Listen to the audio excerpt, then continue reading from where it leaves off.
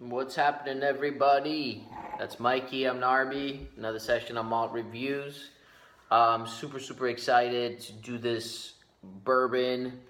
Um, we've tried the Pappy lineup now, and this is kind of the one bourbon that's just kind of been lingering on our minds because we hear a lot of people say this one's better than Pappy. This is the best bourbon you'll ever try. A lot of stuff like that amongst people that we know that really enjoy bourbon. Everyone has something to say. Some people say the Pappy's better. Some people say this one's better. But without further ado, we got the William Larue Weller, the 2015 release. We got a sample of it. If we could ever find a bottle like this at original price, just like the Pappy's, of course we would buy the full bottle, but don't want to really buy it at the auction prices, which, you know, skyrockets, doubles, triples, quadruples, and keeps going.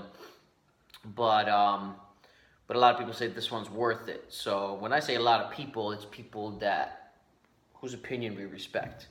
So this has been breathing for about 15 minutes, and this is also bottled at barrel strength at 67.3% ABV. So it's our style. It's going to be packed in with lots of flavor. And without further ado, look at that. A lot of these bourbons tend to be very similar in color. It's a very nice, rich, dark. This one's pretty dark. Yeah, very dark mahogany color here. Beautiful. Yeah, gorgeous. And we got our nice favorite nosing glasses here to nose this baby. And this truly, I'm hoping it's going to be a treat, but very exciting because I've been waiting to try this for several years now. On the nose.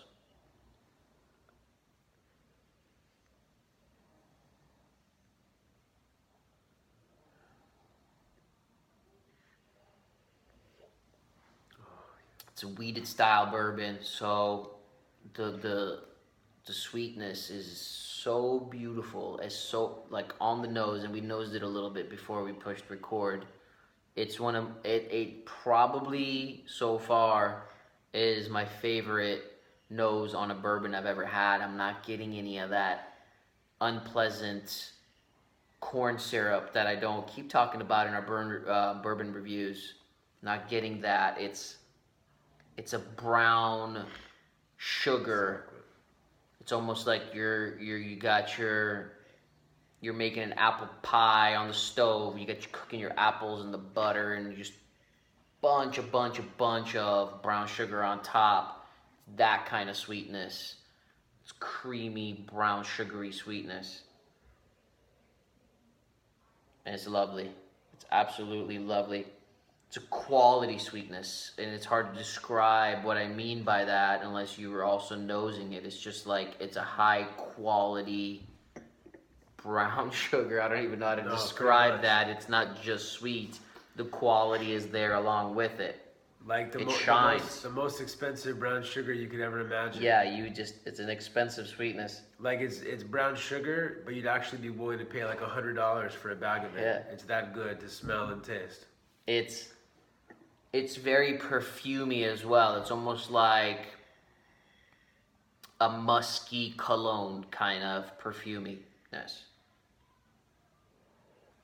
The lightest, most beautiful, but it's still very there because of the ABV smoke that blends in perfectly with the dark quality brown sugar. Yeah, it's got oakiness to it, some leathery elements to it, some of that dustiness. So also got some dark fruits.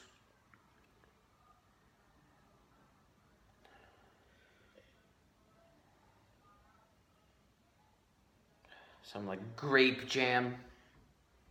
Oh yeah. Again, like dark plum. Yeah. Nice dark dates and figs. Those kind of dried fruits. Yeah.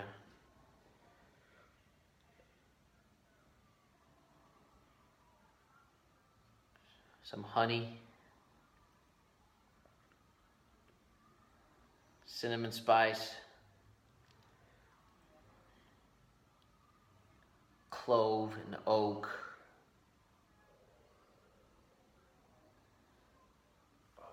And even some hints of floral elements. Oh, yeah. It's complex, especially for a bourbon, but for anything, it's complex.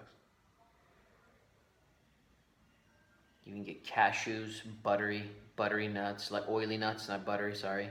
Oily cashews. And it keeps going. It's one of those things that keeps going, and this is obviously at full strength. Some water will probably be necessary to fully open this up. I don't want to make the review too long, but very complex, very enjoyable nose. Perhaps my favorite so far from any bourbon I've ever had on the nose. So, on the palate, Yeah. trying it at barrel strength first.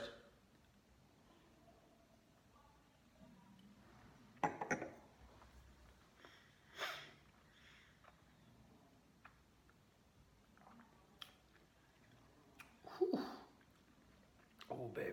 Ooh, Oh, yeah. strong, cloying, resinous, alcoholic, Oh, yeah. leathery, oaky, drying.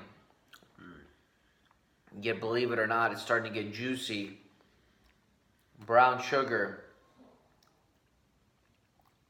cinnamon spice, honey, more oak, more leather.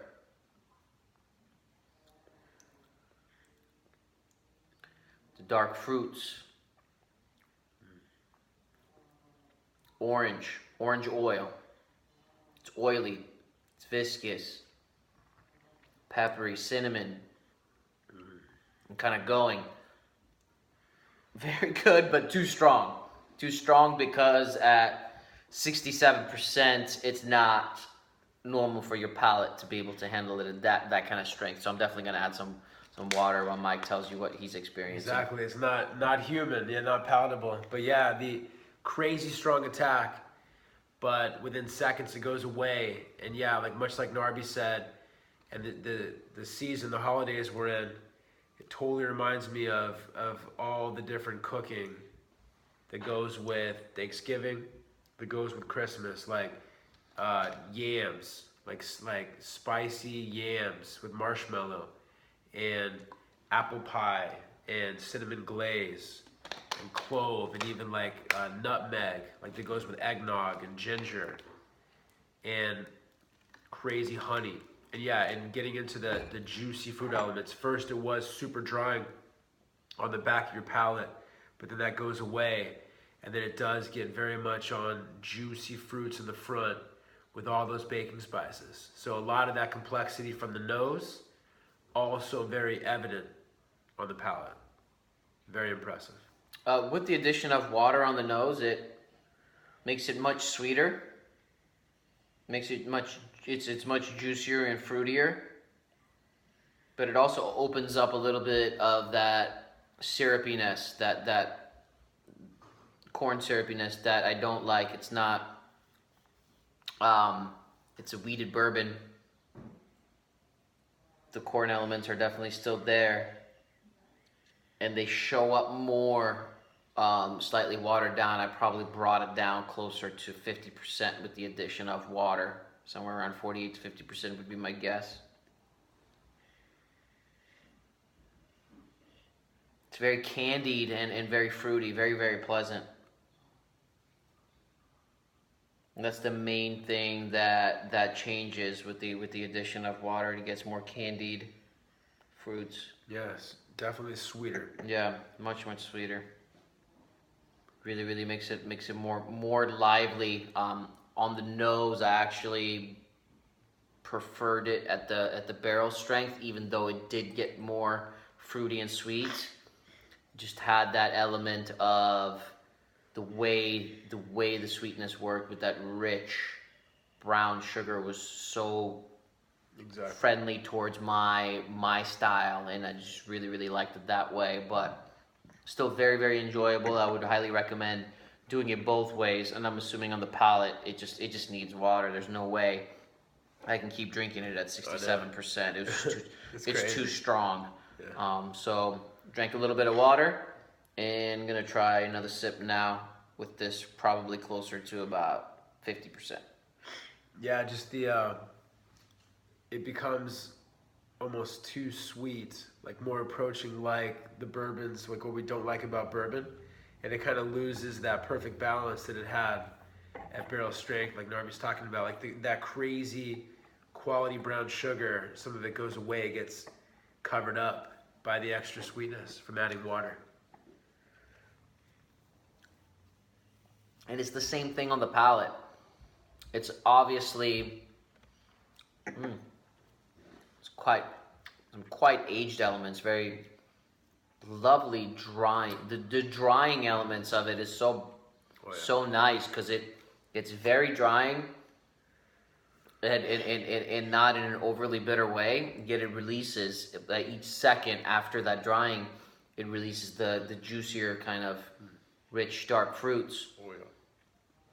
Very leathery on the sides and oaky and spicy with rich cinnamon, rich brown sugar, maple syrup, and again, it comes down to, when it comes down to bourbons, the tasting notes don't tend to go.